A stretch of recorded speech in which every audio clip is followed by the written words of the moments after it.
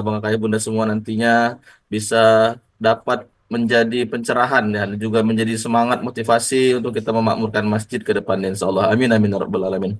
Tak lupa pula selawat bersertakan salam kepada baginda Rasulullah sallallahu alaihi wasallam. Allahumma sholli ala sayyidina Muhammad wa ala ali sayyidina Muhammad. Rasul terakhir, orang yang menjadi panutan kita, orang yang sangat kita harapkan syafaatnya di yaumil akhir nanti.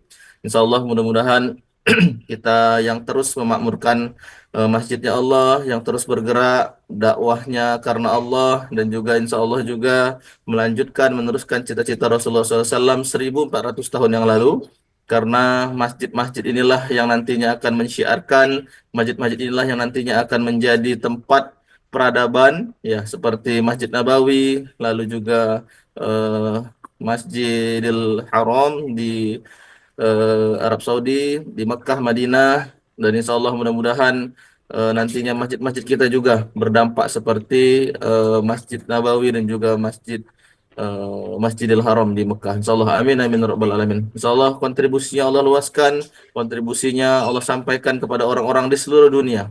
Nah, bukan hanya di kampung kita saja, insya Allah masjidnya borderless, insya Allah masjidnya multi manfaat, masjidnya beraset dan beromset miliaran. Maka insya Allah pada malam hari ini haruslah kita tahu seperti apa sih yang Allah sampaikan di dalam Al-Quran terkait metode, terkait SOP, terkait juga hal-hal yang harus kita tahu terkait dengan bagaimana mengelola masjid ini seperti yang Allah harapkan, seperti yang Rasulullah sampaikan dan juga Rasulullah ajarkan. Insyaallah mudah-mudahan malam hari ini kita semua mendapatkan pencerahan, mendapatkan ilmu yang bermanfaat dari Allah Subhanahu wa taala. Amin ya rabbal alamin. Ya Bang Kakak Bunda yang baik dirahmati Allah, Masya Allah Tabarakallah, sudah berhadir 60 orang ya di Zoom meeting kita pada malam hari ini. Ahlan wa sahlan, Insya Allah mungkin ada yang baru bergabung di beberapa hari belakangan ya. Susulan Mas Bu, Masya Allah PMB ini sangat dinanti oleh teman-teman dari pengurus masjid. Walaupun sudah mulai satu dua kali pertemuan, masih ada yang mendaftar. Nah, maka alhamdulillah tetap kita akomodir ya, makmum masbuk ini namanya. Insya Allah mudah-mudahan tetap nanti bisa dipantau dari rekaman. Nah, namun hari ini resmi kita tutup pendaftaran susulan PMB spesial. Nah, karena memang kita sudah buat SOP itu dua pertemuan awal untuk kalau mau masbuk. Nah, setelahnya insya Allah karena sudah mulai masuk ke ranah yang lebih mendalam, nah insya Allah harus bisa langsung nonton Zoom meeting secara langsung, ikut merasakan dan juga ikut berpartisipasi dalam Zoom meeting setiap malamnya. Ya, insya Allah mudah-mudahan dengan berhadirnya kita setiap harinya, ikut ambil bagian, bertanya kalau tidak tahu, mencatat, ya. Insya Allah mudah-mudahan Allah langsung ajarkan ilmunya kepada kita. Allah berikan kemudahan abang kakak bunda semua untuk bisa terus berkhidmat di masjid dan memaksimalkan kontribusi di masjid kita masing-masing. Insya Allah. Amin amin rabbal alamin. Ya baik abang kakak bunda yang baik rahmat Allah, untuk mengawali kegiatan kita pada malam hari ini, ya sama-sama kita mulai dengan mengucapkan lafal basmalah. Bismillahirrahmanirrahim. Ya insya Allah materi ketiga dari Platnas Masjid Bilioner Spesial Medan, yaitu Tadabur Surah At-Taubah ayat 17-18, yang insya Allah akan disampaikan oleh Ustadz Ahmad Syarif, yang merupakan salah satu tim atau juga orang-orang yang mengawali dari pesantren terbuka ya, bersama Kiai Bung Ben dan juga teman-teman di pesantren terbuka. Nah, beliau juga sempat berkhidmat di Masjid Kapal Munzalan Pontianak, dan juga beliau merupakan alumni Gontor. Nah, yang Masya Allah Tabarakallah sudah tak diragukan lagi kredibilitasnya dalam eh, mentafsirkan atau mentadaburi ayat-ayat Al-Quran, dan beliau juga paham bahasa Arab, yang mana insya Allah modal dasar nih untuk kita tahu atau juga untuk kita bisa mentadaburi ayat-ayat Allah di dalam Al-Quran. Insya Allah kita sama-sama belajar dengan Ustaz Syarif. Nah, kita sapa terlebih dahulu Ustaz Syarif. Assalamualaikum Ustaz. Waalaikumsalam warahmatullahi wabarakatuh. Masya Allah. Gimana kabarnya Ustaz? Sehat? Ya, alhamdulillah dengan ridha Allah. Alhamdulillah. Siap. Insya Allah mudah-mudahan ya Ustaz ya. bisa mengalirkan semangat Ustadz yang luar biasa. Nah, beliau juga nih sudah banyak menulis buku tentang kemasjidan ya Ustadz ya. Ada berapa seri Ustadz? Tiga apa dua ya? Kemasjidan satu, yang lainnya Ah, tentang masjidan ibadah. satu. Masya Allah. Nah, Alhamdulillah. Insya Allah nanti mungkin bisa kita lihat karyanya Ustadz Ahmad Syarif. Nah, luar biasa sekali ya. Ada tentang sholat ya Ustadz ya. Tentang sholat, Salat ada. tahu bacaan sholat. Lalu tentang ke masjid. Nah, ini insya Allah nanti malam hari ini akan kita bahas tentang ayat-ayat kemasjidan yang akan disampaikan oleh beliau. Insya Allah sudah siap ya Ustadz ya? Sudah ready? Insya Allah. Kita cerita-cerita Insya aja, Bang. Allah. Cerita-cerita tapi dalam ini.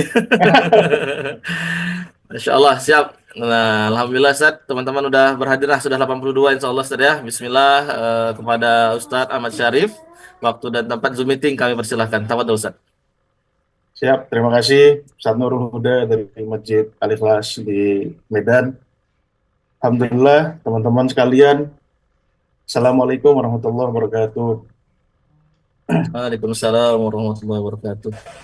Gimana kabarnya Waalaikumsalam teman-teman? warahmatullahi wabarakatuh. Sehat semua nggak nih? Alhamdulillah. Masya Alhamdulillah Allah, sehat ya. Alhamdulillah sehat Ustaz. Kopi udah Alhamdulillah, siap sehat. belum kopi? Ya, Kopi udah siap ya.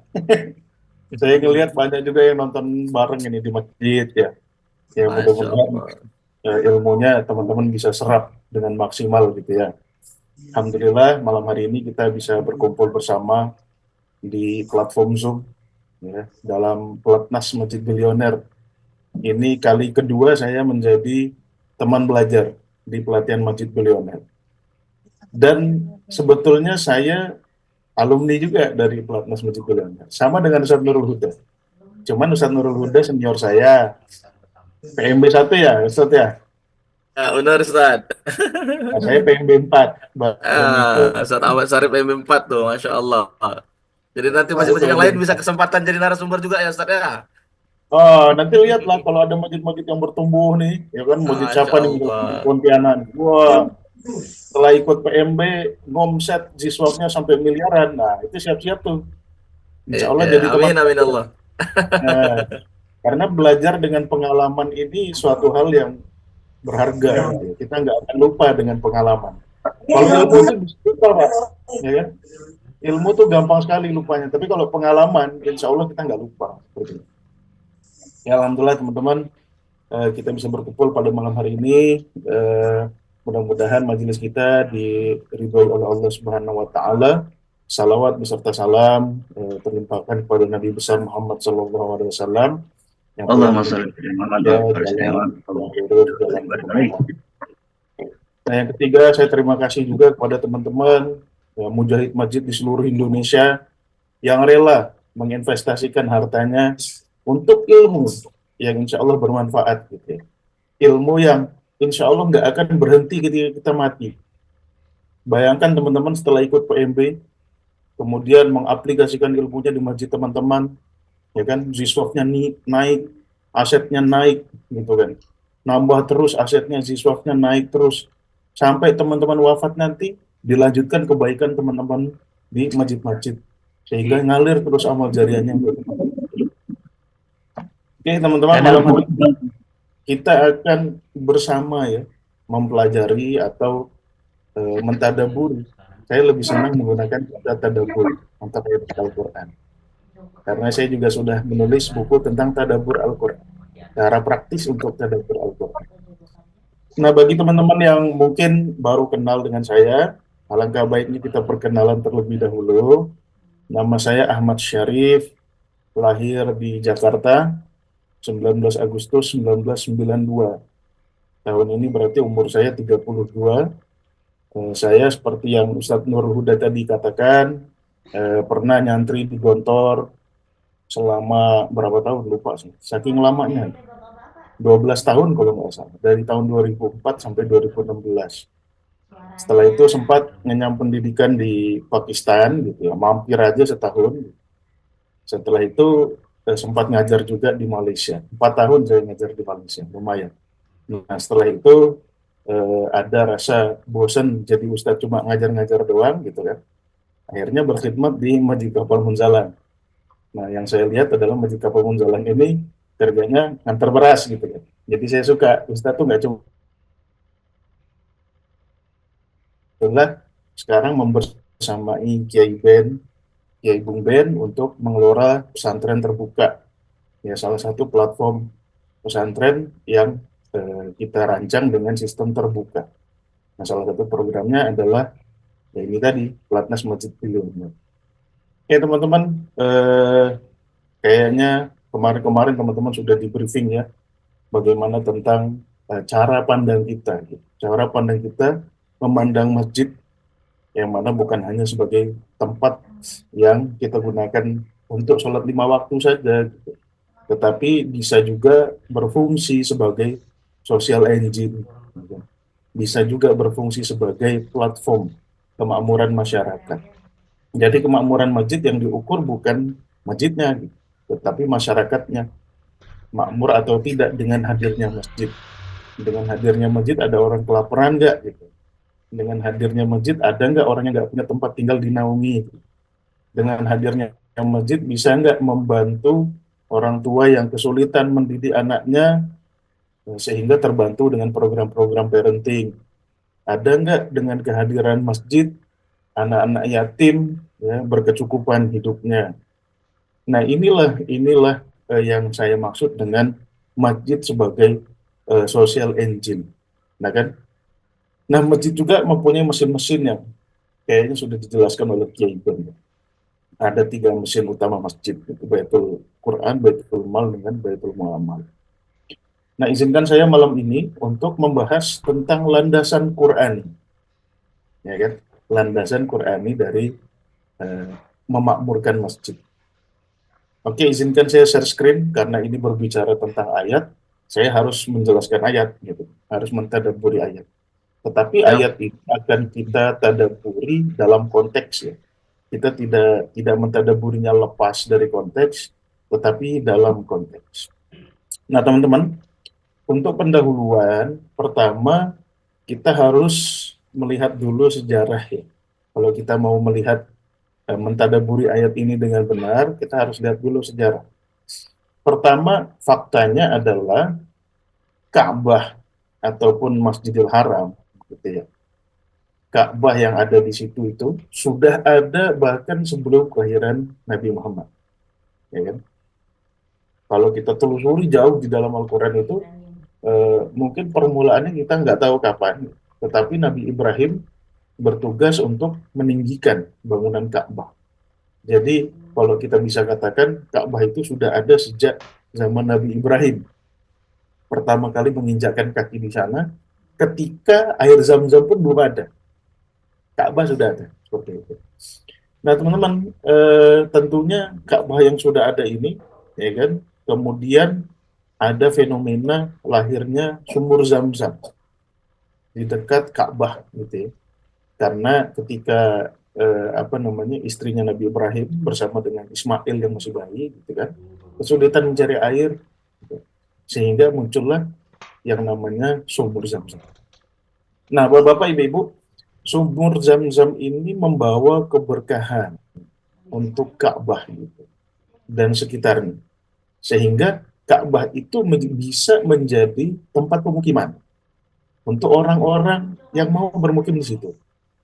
Ya. Kalau sudah ada sumber air di tengah gurun seperti itu kan, tentunya mempunyai daya tarik tersendiri untuk orang-orang. Sehingga muncullah peradaban di situ. Sebelumnya kan tandus kering. Ketika Nabi Ibrahim datang pertama kali di situ, itu tandus kering, nggak ada apa-apa. Ya mungkin hanya ada orang lalu lalang gitu di situ, tapi tidak ada peradaban, tidak ada civilization, tidak ada masyarakat yang bertempat tinggal di situ.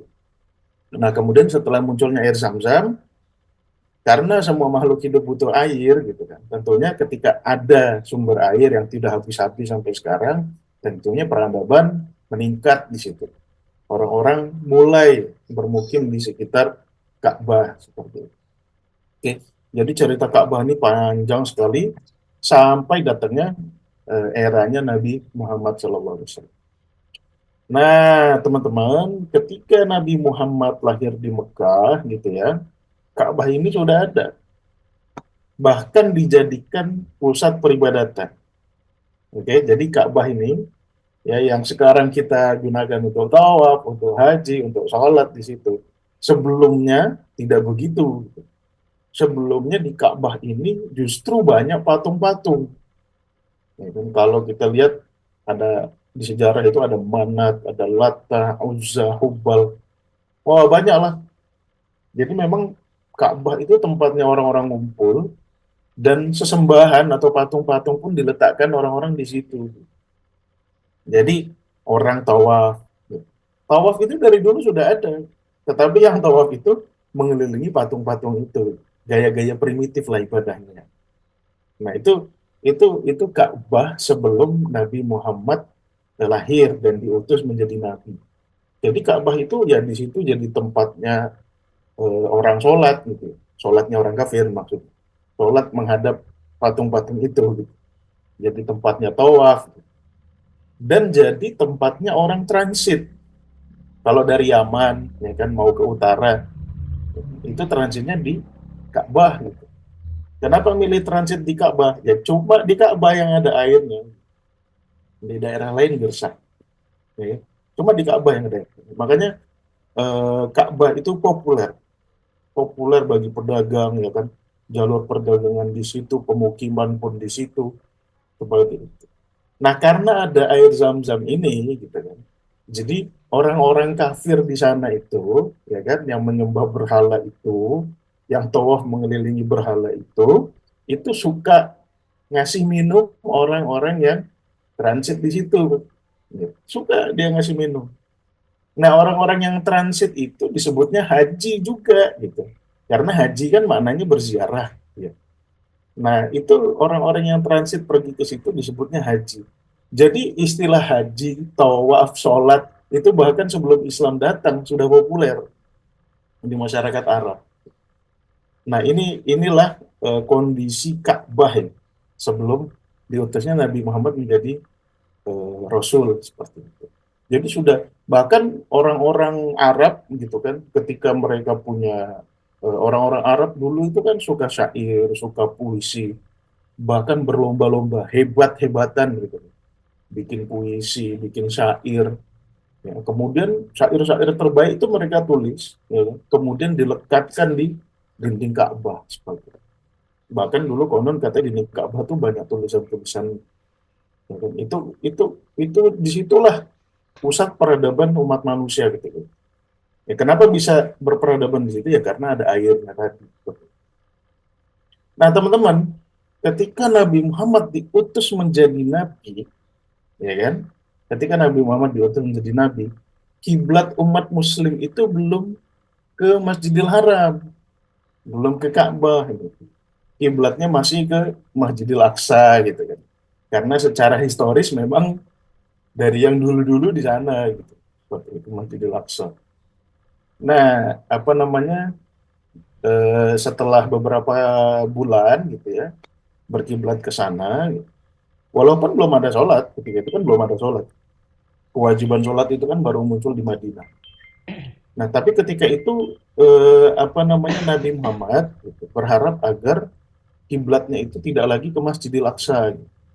Berharap agar kiblatnya dipindahkan ke Masjidil Haram, seperti itu. Tempat di mana ada Ka'bah, ya kan? Nah, setelah itu makanya kiblat dipindahkan, ya kan? Kiblat dipindahkan ke Masjidil Haram atau ke daerah yang di sekeliling Ka'bah seperti itu. Tapi sayangnya, ketika kiblat sudah dipindahkan dari Masjidil Aqsa ke Masjidil Haram, gitu kan? Nah, kondisi Ka'bah ini belum kondusif untuk melakukan ritual-ritual ibadah. Karena tadi itu masih banyak patung-patung, ya kan? Masih banyak orang kafir tawaf di situ. Bahkan tawafnya orang kafir itu gila, gitu. Kadang-kadang mereka nggak pakai baju tawaf di situ. Nah, itu digunakan sama orang-orang kafir seperti itu untuk tawaf, untuk sholat, gitu. Dan mereka bangga, ya kan? Bangga dengan Ka'bah. Kenapa? Karena Ka'bah bisa ngasih minum orang. Ya kan? Bisa ngasih minum orang yang kehausan di tengah gurun pasir. Nah, ketika Ka'bah ini ya kan sudah menjadi kiblat ya, atau area Masjidil Haram ini sudah menjadi kiblat. Nah, Rasulullah ini pun belum bisa langsung mengkondisikannya seperti itu. Ya kan? Bahkan setelah 13 tahun Rasulullah di Mekah, ya masih belum bisa mengkondisikan Ka'bah. Sampai hijrahnya Rasulullah pun Ka'bah belum bisa dikondisikan sebagai kiblat gitu. Nah, sampai-sampai ketika masa-masa di Madinah, ya Rasulullah di sana gitu kan, hijrah hampir 10 tahun di sana gitu. Itu Rasulullah enggan sebetulnya untuk balik lagi ke Ka'bah itu, ke Mekah itu. Enggan. Mau umroh pun males karena banyak orang yang tawaf di sana nggak pakai baju gitu. Jadi hilang dah syahwatnya, gitu ya. Hilang udah keinginannya Nabi Muhammad untuk mengakuisisi atau mengkondisikan Ka'bah sebagai pusat peradaban lah ya, pusat kiblatnya umat Islam. Gitu. Nah, karena kondisi inilah, gitu, ada rasa apa namanya enggan dari Nabi Muhammad dan umat-umat Muslim untuk mengkondisikan Ka'bah, turun ayat ini, gitu, ya kan? Saya share dulu ayat. Dari kondisi itulah turun ayat ini, yaitu surat At-Taubah ayat 17. Dan di sini Allah berfirman nih, makana lil musyrikina ayyamuru masajidallah. Tidak pantas orang-orang musyrik itu memakmurkan masjid-masjid Allah. Ya kan? Ini sebetulnya apa ya? Teguran untuk orang-orang Islam. Ya kan? Teguran untuk orang-orang Islam. Jangan kau nyaman di Madinah, gitu kan. Sedangkan kiblatmu nggak kau ambil, dibiarkan aja di sana. Gitu.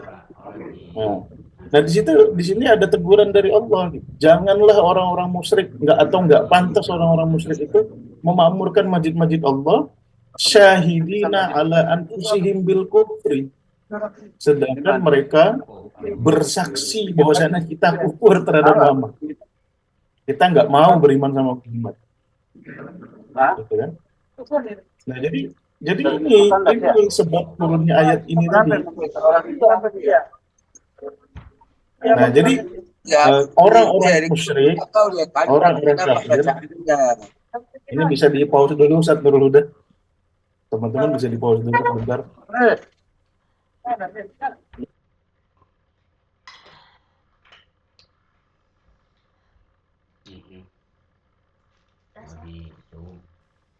Nah, ayat ini sebetulnya untuk menyemangati umat Islam, ya. Agar apa? Agar mau merebut kembali Masjidil Haram. Jangan nyaman aja di Madinah. Ya. Kenapa? Karena Masjidil Haram ketika itu dikuasai oleh orang-orang musyrik. Ya, dikuasai oleh orang-orang musyrik. Dan mereka bangga gitu. Oh, tenang aja, Masjidil Haram akan tetap makmur dengan kita gitu. Kita ngasih minum orang-orang haji kok. Ya, kita ngasih minum orang-orang berziarah. Nah, kata Tuhan apa? Ulaika habitat a'maluhum. Jadi biar kata mereka berbuat baik, caper sama Tuhan, tetapi di sisi lain menyekutukan Tuhan, menghina Tuhan di situ, yang menghina Allah di situ, ya. Maka habitat a'maluhum, sia-sia perbuatannya, nggak dihitung sebagai kebaikan. Kalian hanya melakukan itu sebatas sombong, pengen pamer bahwasanya kalian nih bisa memakmurkan Masjidil Haram. Nah, fafinnarihum khalidun, dan mereka kekal di neraka. Ya, seperti itu. Jadi ayat ini sebetulnya ditujukan ke orang-orang beriman. Jangan sampai Masjidil Haram yang kau minta sendiri, ya kan Nabi Muhammad yang minta nih.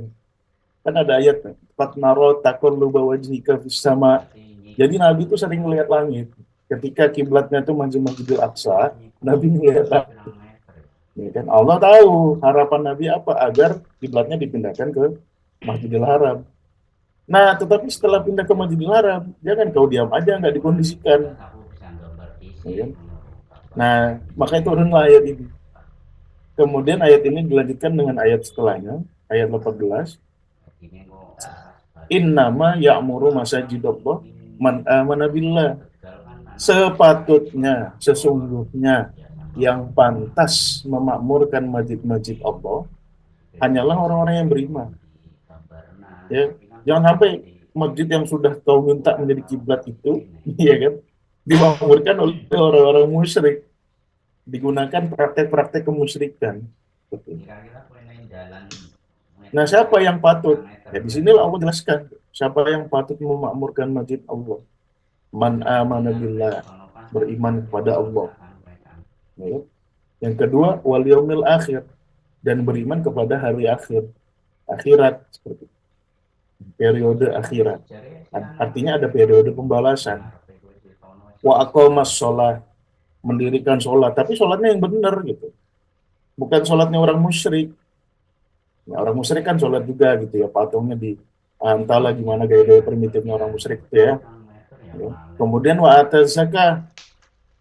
Nah, kenapa di sini Allah mengatakan wa ataz zakah dan menunaikan zakat, bukan cuma infak gitu. Kalau infak itu rata-rata orang musyrik tuh mau-mau aja gitu. Karena kan nggak ada nominal yang dipaksakan. Kalau infak kan terserah, sukarela. Nah, jadi orang musyrik itu yang nggak mau tuh zakat gitu. Nggak mau mereka. Kenapa? Karena zakat ditetapkan. Ya. Ketika hartamu sudah sekian, ya, ketika emasmu sudah sekian, ketika hasil panenmu sekian, gitu, maka harus dikeluarkan zakat sekian. Nah, ditakar di situ. Nggak mau mereka. Kalau suka aku lah, kan aku mau ngasih gitu kan. Sukarela dong harusnya ketika ngasih. Ya, nggak mau mereka kalau di zakat ditetapkan. Nah, mereka tuh yang enggan membayar zakat. Kalau infak masih mau mereka.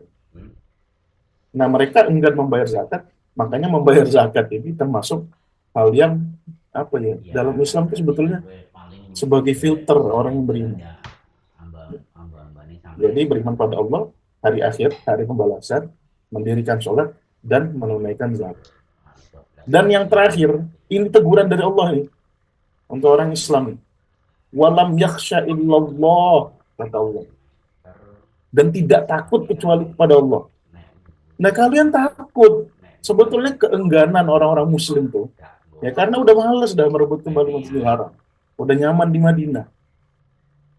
Ya, makanya sampai Nabi mimpi gitu kan. Nanti ada Fathu Mekah, tenang saja, kau akan menang, gini, gini, gini, gini.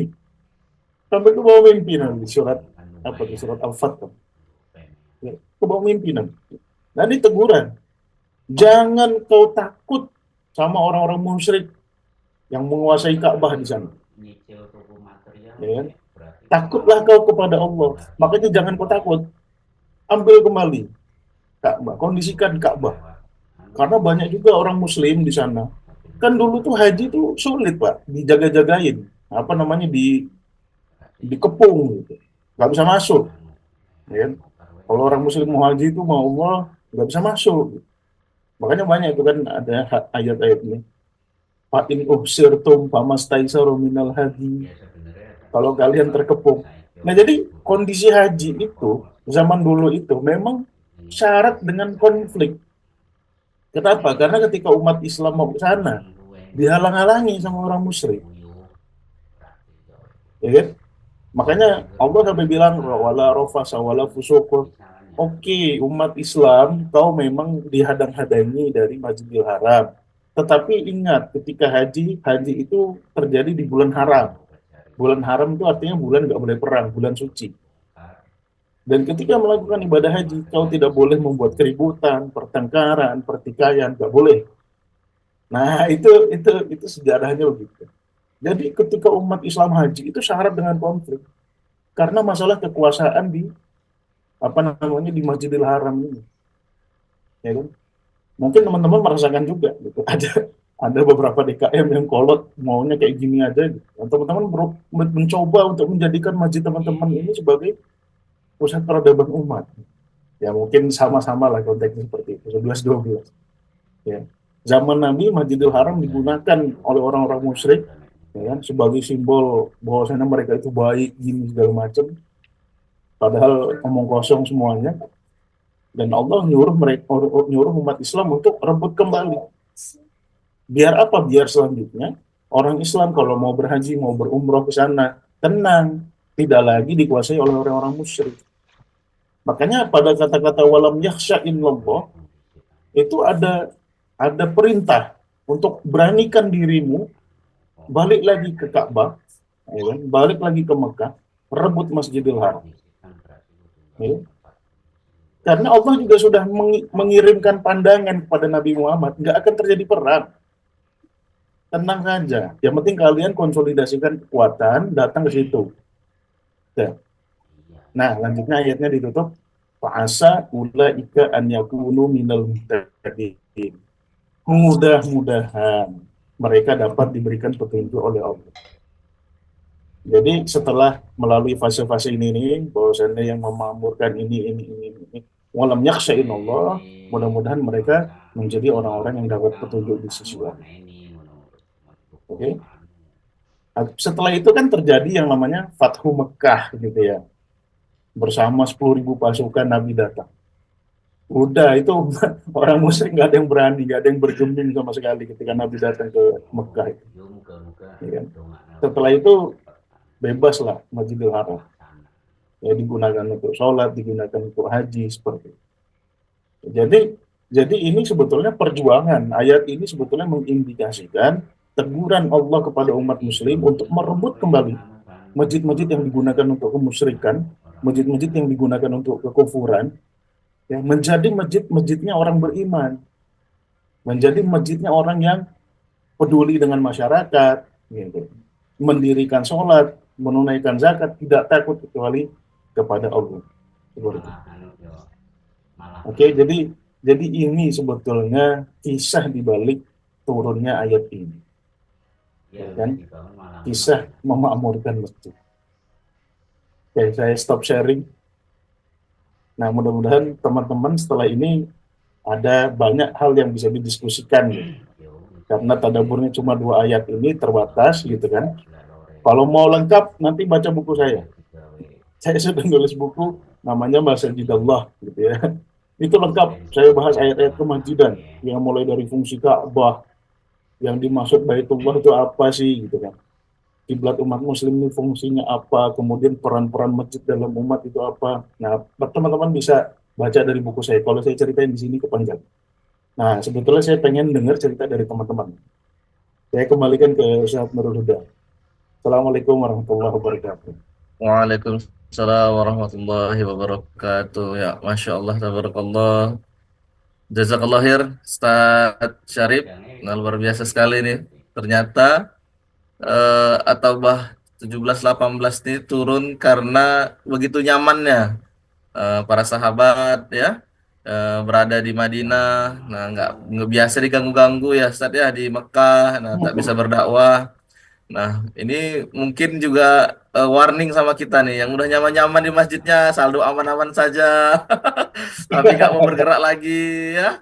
Nah, ini bisa jadi iktibar untuk kita. Insya Allah, jazakallah khair, Ustaz Ahmad Syarif. Insya Allah mudah-mudahan menambah pengetahuan sekali nih. Banyak teman-teman yang nggak tahu asbabun nuzul ya. Namanya asbabun nuzul tadi ya, Ustaz ya.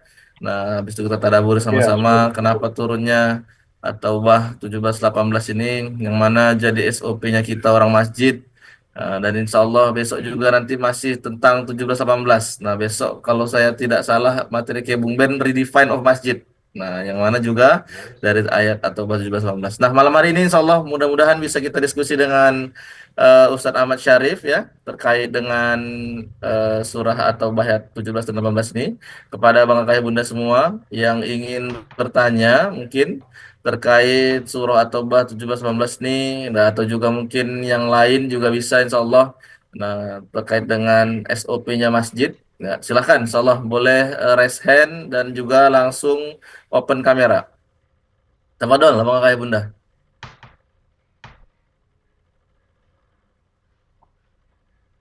Nah, ini alhamdulillah juga sedikit info nih teman-teman semua yang kemarin nobar, alhamdulillah sudah didistribusikan ya uang kopinya. Nah, ada beberapa masjid yang sudah nyampe dan juga kirim rekening. Nah, alhamdulillah dari banyak yang nobar cuma 3 nih yang kirim rekening. Nah, saya tunggu-tunggu juga sampai sore tadi. Ditunggu-tunggu Kiai Bung Ben. Alhamdulillah cuma 3 masjid saja. Insya Allah mudah-mudahan ya nanti kita buka kembali yang nobar untuk bisa dapat uang ngopi dari Kiai Bung Ben. Masya Allah, tabarakallah. Jadi alhamdulillah banyak yang nobar lagi. Silakan kalau mau bertanya dengan Ustaz Syarif. Ini antara sudah pahamkah atau seperti apa nih? Nanti Ustaz Syarif yang tanya nih sama teman-teman nih. Aduh, Assalamualaikum Masya Allah. Ustaz. Waalaikumsalam warahmatullahi. Waalaikumsalam. Silakan teman-teman, Ustaz. Dari masjid mana? Dengan Saya siapa? Saiful Jaman dari Masjid Al Ikhwan Kabupaten Bandung. Ya, siap. Teman-teman, Pak. Ya, tadi mendengar ulasan dari Pak Ustadz berkenaan dengan histori atau keadaan Mekah pada saat Nabi Muhammad berdakwah di Mekah. Artinya kondisi waktu itu kan sebetulnya orang-orang Mekah sudah melakukan syariat Nabi, milah Nabi Ibrahim. Nah, yang ingin saya tanyakan pada saat ini, ketika jeda waktu kita dari Nabi Muhammad kepada kita sekarang yang sudah 14 abad lamanya, apakah indikasi seperti itu, katakanlah Mekah Masjidil Haram itu sekarang kita asumsikan sebagai masjid-masjid yang ada di seluruh pelosok gitu ya. Mungkinkah di masjid-masjid itu justru sekarang pada saat ini juga banyak berhala-berhala sebagaimana berhala yang didapati Nabi Muhammad dan para sahabat pada saat itu yang mereka sebetulnya sudah melakukan sholat dan melakukan syariat Nabi Ibrahim walaupun sudah banyak terkontaminasi. Nah, yang saya ingin tanyakan, bagaimana kondisi masjid saat ini, karena kalau sepengetahuan saya, ujung kuku mungkin sepengetahuan saya yang saya pahami bahwa ternyata saat ini pun tidak kurang berhala-berhala yang mereka sembah, sehingga persis pengulangan sejarah Nabi Muhammad pada saat itu yang masyarakat pada umumnya sebetulnya mereka adalah beribadah milah Ibrahim. Nah, mungkin bagaimana relevansinya dengan kondisi saat ini. Demikian, Ustaz. Ya, insyaallah Ya, Pak Tasdik. Ya, Fadal, Ustaz Syarif bisa langsung dijawab aja dulu. ya, pertama yang saya highlight tadi, milah Ibrahim ya Pak ya. Milah Ibrahim. Milah itu sebetulnya maknanya adalah hasil pemikiran Nabi Ibrahim. Kita suruh ikut milah Ibrahim karena Nabi Ibrahim itu logis banget. Ketika di kampungnya Nabi Ibrahim ya, orang-orang nyembah berhala. Gitu. Bahkan bapaknya Nabi Ibrahim itu tukang bikin berhala. Gitu. Nah, Nabi Ibrahim menghancurkan patung-patung itu. Disisakan satu yang paling besar. Dan kapaknya disenderkan kepada patung yang paling besar. Kemudian besoknya orang bertanya, siapa yang menghancurkan berhala ini? Gitu. Ibrahim, katanya. Ketika Ibrahim dipanggil, betul kamu yang hancurkan. Lah enggak, itu loh yang pegang kapak yang paling besar tuh, dia kali itu yang hancurin. Nah setelah itu jawablah orang-orang, itu kan patung, mana bisa gerak? Lah udah tahu nggak bisa gerak, kalian sembah pula gitu kan. Nah itu sebetulnya hal yang men-trigger Nabi Ibrahim dibakar. Jadi yang dimaksud dengan milah Ibrahim itu adalah hasil pemikiran Nabi Ibrahim yang sangat logis gitu ya. Bahkan ketika mencari Tuhan, dia melihat matahari, bulan, bintang, sampai ujung-ujungnya dia ngomong, ini Tuhan kalau kau nggak ngasih petunjuk, kita kacau balau. Nah itu milah Ibrahim gitu ya. Nah adapun yang dilakukan di sekitar Ka'bah itu murni kemusyrikan. Gitu. Itu bertentangan dengan milahnya Nabi Ibrahim. Mereka bikin-bikin sendiri. Yaitu malah kelanjutannya dari pengikutnya Raja Namrud itu. Pengikutnya berlanjut sampai kepada Nabi Muhammad. Kemudian yang kedua, apakah relevansinya dengan masjid teman-teman yang teman-teman ada sekarang ini ya? Pertama teman-teman, masalah yang dibahas di surat At-Taubah ayat 17 dan 18 ini kan masalah kekuasaan atas suatu wilayah, gitu ya. Terlebih kalau kekuasaan ini atas wilayah-wilayah yang memang dibuat untuk mengagungkan Tuhan. Masjid itu kan maknanya tempat sujud, tempat kita apa ya, menundukkan kepala kita, tempat kita menundukkan ego kita kepada siapa? Kepada Allah. Nah, bahkan seluruh masjid itu dikatakan masjid Allah, tempat kita menundukkan apapun kepada Allah Subhanahu wa taala. Nah, sekarang itu apakah relevansinya dengan masjid-masjid yang ada sekarang? Nah, relevansinya masalah ini nih, kekuasaan, ya. Saya tidak menafikan, di Bekasi di tempat saya pun seperti itu. Konflik kekuasaan di masjid, ya, antara orang yang pengen A dengan yang orang yang pengen B. Cuman konfliknya tidak separah apa yang ada di Mekah gitu ya. Kalau Mekah kan konfliknya betul-betul orang musyrik, dia naruh berhala di situ, dia tawaf nggak pakai baju di situ. Gitu. Nah, tetapi orang-orang yang di Indonesia itu tidak separah itu. Ya mungkin ada orang yang konflik tentang kekuasaan di masjid, DKM 1, DKM 2 berantem karena beda kebijakan misalnya gitu. Nah, paling itu aja sih yang bisa kita ambil relevansinya dari Masjidil Haram dengan masjid-masjid yang kita kelola sekarang. Tetapi apapun apapun itu, namanya konflik kekuasaan antar Muslim, saya katakan nggak ada masalah, selama masjidnya bisa bermanfaat ke umat, ya kan? Di Masjid Kapal Mujalan bukan berarti nggak ada konflik, ada juga konflik gitu, antara satu pengurus lainnya, gitu. Masjid Mas Nurul Huda, apakah iya terus? Kan nggak selalu juga, gitu. Pasti ada iya, ada enggak, kadang-kadang dialektika, kadang-kadang diskusi, gitu. Nah, akan tetapi yang harus kita pelihara adalah yaitu tadi keharmonisan antara pengurus sehingga tidak terjadi konflik berkepanjangan bahkan sampai disadari oleh masyarakat. Ya, itu nggak bagus seperti itu. Nah, kalau masjid sudah jadi sarang konflik, nah mendingan bubarin aja tuh pengurusnya, ya kan? Jangan jadi sarang konflik, apalagi konfliknya terkait kekuasaan. Oke, itu aja sih yang bisa kita wanti-wanti dan kita waspadai ya, dan kita ambil pelajarannya dari konflik yang ada di Masjidil Haram. Kira-kira begitu, Ustaz. Siap. Masya Allah. Gimana Pak Tasdik? Ada lagi mungkin yang mau dikhususkan? Alhamdulillah, terima kasih. Masya Allah. Siap. Ya, ada lagi teman-teman yang lain, insya Allah. Jika ada yang ditanyakan terkait surah At-Taubah 17-18 yang tadi disampaikan oleh Ustaz Syarif. Tafadhol, insya Allah. Assalamualaikum. Banyak yang nonton bareng nih. Waalaikumsalam warahmatullahi wabarakatuh. Salam. Mak,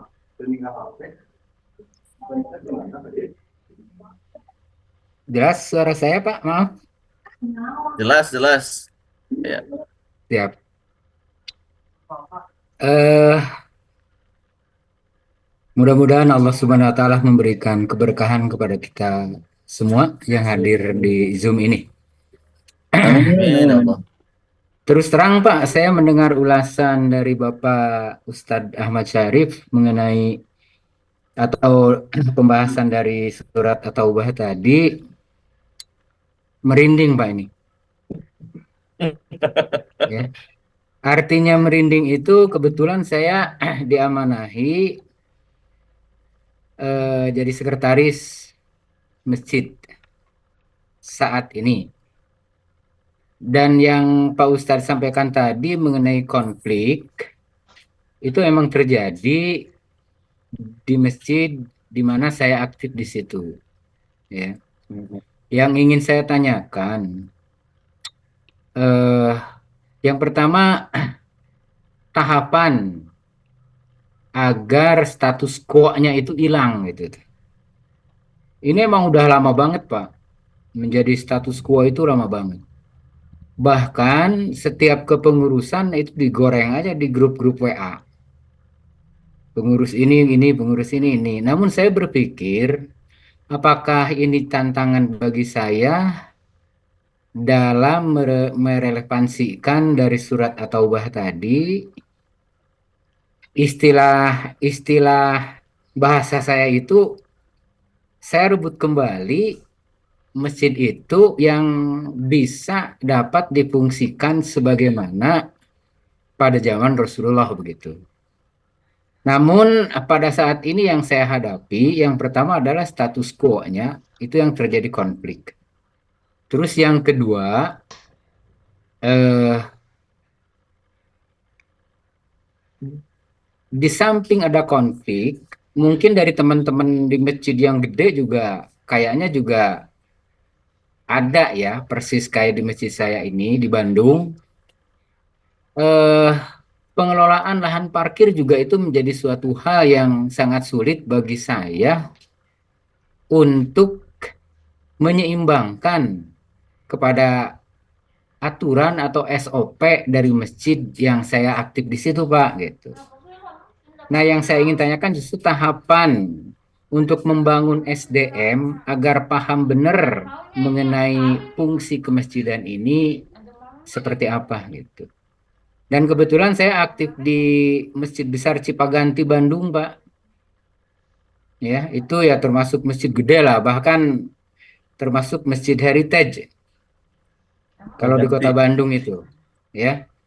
Cuman yang terjadi akhirnya saya berpikir saya harus menyehatkan dari segala unsur, menyehatkan segala unsur dari keadministrasian, dari keuangan dan segala macam. Tapi kalau saya boleh curhat, udah setahun ini saya hanya bisa merapihkan, baru bisa berusaha merapihkan itu di imam dan muazin, Pak. Yang lainnya masih susah banget itu untuk dirapi-rapihkan. Nah, yang perlu ini tahapannya itu gimana, Pak? Mungkin itu saja, saya butuh tahapan atau butuh bimbingan dari Bapak, dari Pak Ustadz, dari teman-teman sekalian eh, tentang pengelolaan masjid yang sesuai dengan surat At-Taubah tadi. Mudah-mudahan pertanyaan saya bisa dipahami, Pak Ustadz. Ya, siap. Ya, Terima kasih. Masya Allah, tabarakallah, jazakallah khair. Bapak dari Masjid Ahsanur Rahmah. Pak siapa nih, Pak? Pak Atam Suardi. Wah, Pak Atang, Insya Allah. Tafadhol, Ustaz Sarip. ya, pertama yang harus kita sadari teman-teman, ketika kita mengelola masjid ya, walaupun mindset kita tidak menganggap itu sebagai sebuah kekuasaan gitu, tetapi kita tidak pungkiri ada orang-orang yang menganggap itu sebagai kekuasaan, ya. Makanya makin gede masjidnya, oh itu kekuasaannya makin absolut, makin nggak bisa diganggu. Apalagi masjid-masjid yang udah ratusan juta miliaran, wah, kalau bisa aku jadi ketua DKM seumur hidup gitu. Nah itu yang harus kita sadari, bahwasannya di luar sana ada beberapa orang yang menganggap masjid ini sebagai sarana untuk membangun kekuasaan dia. Ya. Itu tidak kita pungkiri lah, ada seperti itu. Ya, dengan berbagai alasan, gitu. Sehingga terjadi yang namanya konflik of interest gitu ya. Ada konflik di antara internal. Nah, yang perlu kita sadarkan adalah yang perlu kita lakukan hanya menyadarkan itu. Menyadarkan itu dalam arti yang nggak usah maksa. Kita ingatkan gitu, bahwasannya adanya masjid itu untuk berfungsi sebagai platform kemakmuran masyarakat, bukan hanya untuk menumpuk kekuasaan, menumpuk duit gitu kan. DKM maunya dihormati gitu. Sedangkan sama jamaah ya judes gitu kan. Anak muda ke masjid pakai sarung, pakai kaos, dicubit gitu kan. Ada tuh di masjid kayak gitu kan. Anak kecil ribut dimarahin sama dia, diusir dari masjid, dilempar sendal gitu. Nah, itu kan apa ya? Beberapa orang yang gila hormat. Nah, kata-kata gila hormat itu ada juga di masjid. Jangan sangka nggak ada juga orang yang pengen dihormati di masjid. Karena untuk menjadi terhormat di masyarakat itu jalurnya tiga. Yang pertama harus jadi kaya. Tapi pura-pura kaya ini susah, modalnya gede, ya kan? Yang kedua harus jadi orang pintar. Orang pintar pun susah gitu, harus banyak baca buku gitu kan, literasinya harus banyak. Nah yang gampang ini pura-pura religius gitu.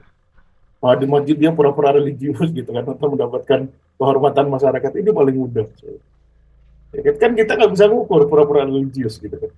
Nah, ada yang di KM pura-pura religius gitu kan. Ya, banyak juga. Yang terpenting yang perlu kita lakukan pertama tahapannya edukasi. Gitu. Kalau memang dia edukasi nggak nggak bisa nyambung gitu kan, ya pilih sarana yang lain aja. Karena Tuhan pun nggak nyuruh kita maksa, la ikraha fiddin, ya kan? Nggak ada paksaan. Karena kalau kita yang maksa, kita yang repot, gitu. Ya kan? Kita pasti repot kalau maksa orang tuh. Bener aja gitu kan. Mau nggak mau tuh, udah cari sarana yang lain aja. Cari tempat yang lain aja. Insya Allah dari 800.000 masjid di Indonesia banyak. Apalagi Pak ini di Bandung tadi, Bandung banyak sekali masjid-masjid yang orientasinya kemakmuran masyarakat. Kalau memang konfliknya sudah tidak bisa diselesaikan, gitu kan, atau tidak bisa berujung damai. Kalau konfliknya masih bisa berujung damai, gitu, orang masih bisa toleransi, tidak melanggar Al-Quran, tidak melanggar Sunnah, ya nggak apa-apa. Gitu. Tetapi kalau konfliknya sudah, wah orang udah sampai, kalau di tempat saya tuh di Bekasi, saya nggak sebutin ya, itu sampai ada keluar kata-kata gini, yang nggak mau ikut DKM berarti sudah murtad. Mau bayangin aja Pak, segila itu gitu, karena ada kekuasaan di masjid itu. Jadi pintar-pintar kita aja Pak. Gitu. Kalau memang mereka mau konflik apa segala macam, kita kalau bisa jangan terlibat konflik.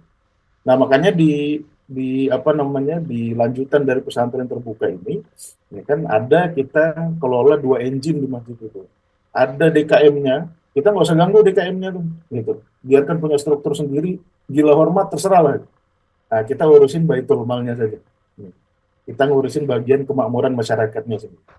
Seperti itu. Itu alternatif ya yang bisa kita lakukan di masjid kalau memang sudah jalan buntu.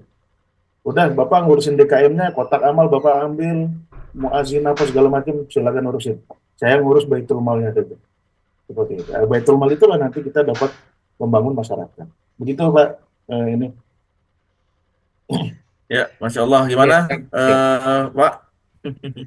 Siap, Pak Ada yang Ustadz. mungkin tambahin? Terima kasih. Sementara cukup dulu, kasihan yang lain juga mau pada bertanya. Siap, Insya Allah. Kalau kalau semalaman kayaknya saya bisa curhat deh, Pak. Amin, amin. Nanti ada teman belajar Ya. nanti, Insya Allah ya.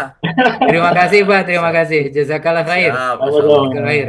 Assalamualaikum warahmatullahi wabarakatuh. Waalaikumsalam warahmatullahi wabarakatuh. Ya, selanjutnya ini ada Masjid Al Jihad Dayu Permai. Tafadol.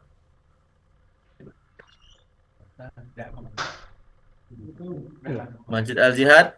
Assalamualaikum Ustadz Ahmad Taib dan Ustadz Mus. Waalaikumsalam warahmatullahi wabarakatuh. Masya Allah. Dengan Pak Waalaikumsalam. siapa nih? Beda nih dengan yang kemarin. Wah. Biasa jemaah biasa aja Ustadz. Jadi Masya Allah. ayat Siap. 17 dan 18 surah At-Taubah. Di situ awal katanya Wahyu bilang wa tidak elok, tidak pantas orang musyrik yang jelas-jelas mereka bersaksi ke bahwa mereka itu kufur. Itu memakmurkan masjid Allah. Di sini masjidnya kan jamak nih masjid Allah. Jadi ini sebetulnya eh, bisa dianggap apakah larangan atau karena himbauan saja bahwa tidak pantas, tidak elok mungkin orang musyrik itu memakmurkan masjid-masjid Allah yang mereka sendiri mengakui bahwa dirinya itu kafir. Apa ini menadanya ayat ini adanya melarang atau bagaimana? Nah, kemudian dan itu juga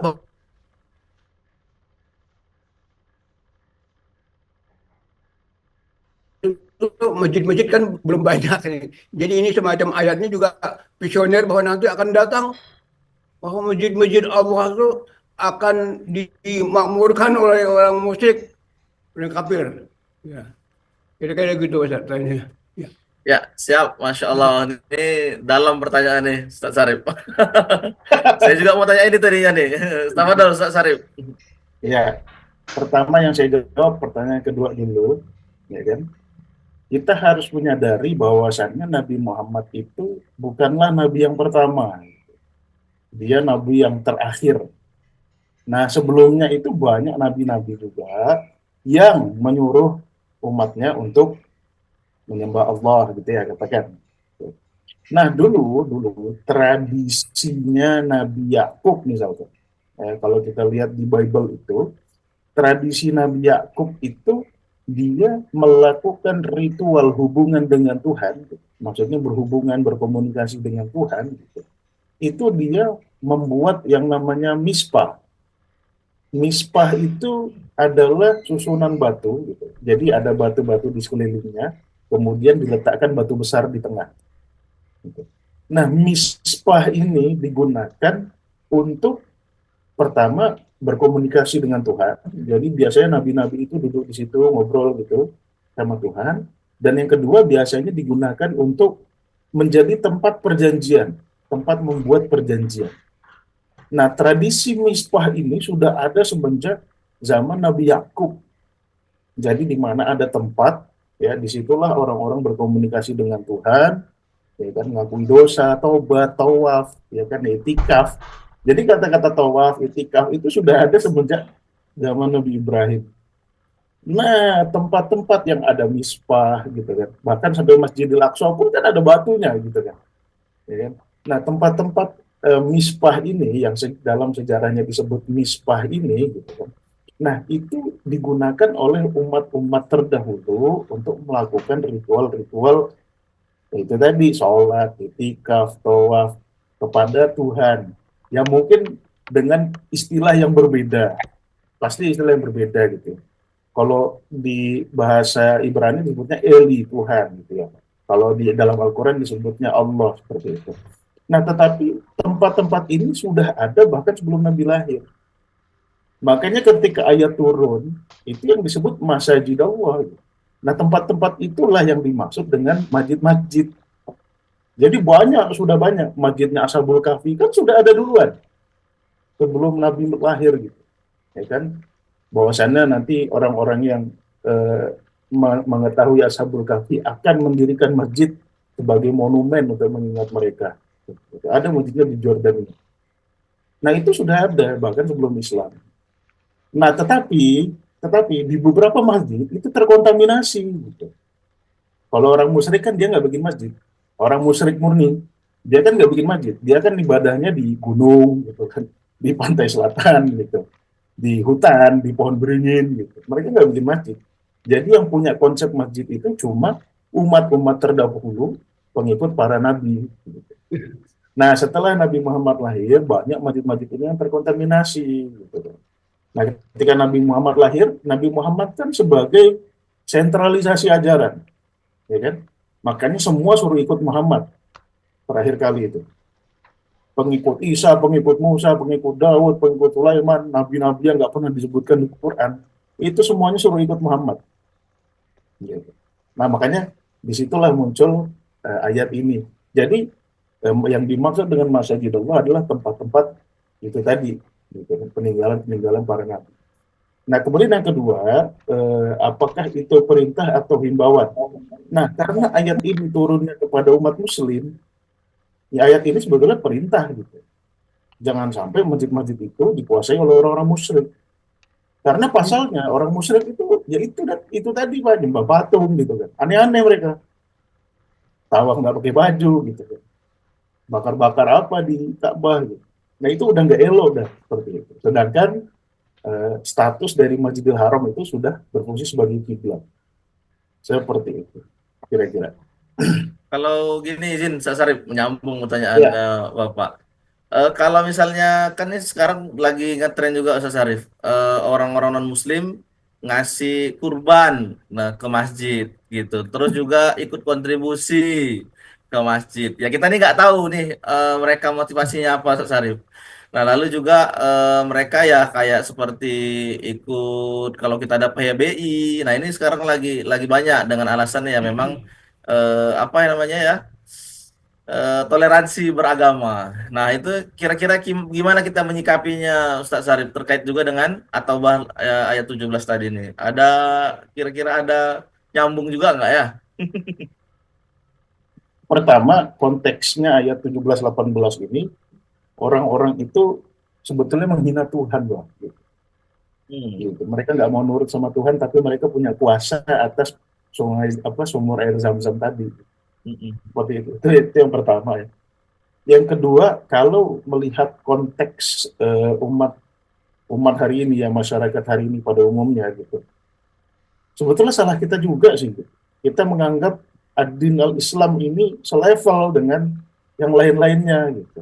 Padahal yang lain-lainnya itu kan di Quran disebutnya sebagai millah saja. Yahudi, Nasrani kan disebutnya sebagai millah. Nah, millah itu artinya adalah hasil pemikiran manusia yang menjadi keyakinan bagi mereka, yang menjadi kelompok komunitas mereka. Makanya Allah nggak pernah sebut millah Nasrani, millah Yahudi, nggak ada gitu. Allah nggak pernah sebut din Nasrani, din Yahudi, itu nggak ada. Yahudi, Nasrani, Sobi'ah, Majusi, itu semuanya millah. Nah, millah itu maknanya adalah hasil pemikiran manusia. Ad-din adalah cara hidup yang Allah tetapkan.